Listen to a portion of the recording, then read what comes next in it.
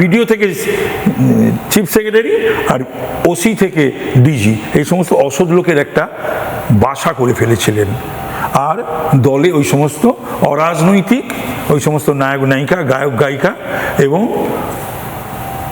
বিভিন্ন রাজ্যের লোকেদের ভিড় করে দিয়েছিলেন। মানে দেখাবার একটা এরকম একটা ব্যাপার, আরে পার্টিটা তো বাংলার পার্টি, আবার সর্বভারতীয় নিয়ে অত নাকুচো উন্নাসিকতা কিসের? পার্টি তো বাংলার পার্টি, বাংলার পার্টি সর্বভারতীয় সাধারণ সম্পাদক অভিষেক ব্যানার্জি প্রায় বিধানসভাটাকে এই বিউটি পার্লার বা ফ্যাশন প্যারেডের জায়গা করে দিয়েছিলেন। হ্যাঁ,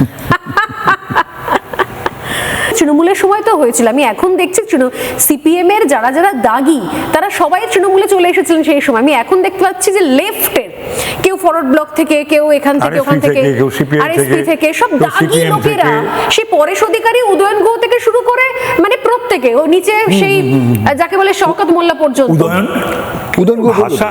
তারপরে সবচেয়ে বড় কথা, এরা কি সুন্দর মমতা থেকে অভিষেক এবং উদয়ন, আরো কতজনের কথা বলবো, বেশিরভাগ এমএলএ এমপি মন্ত্রী, তাদের মুখের ভাষাটা শোনো তো, কি তাদের শব্দ ছিল, ভাষা ছিল। এটা কি বাংলা ভাষা? এটা আমাদের সংস্কৃতি তো নয়। সেই কারণে খুবই আমাদের এই সমস্ত শুনে আমাদের অসহ্য হয়ে উঠেছিল।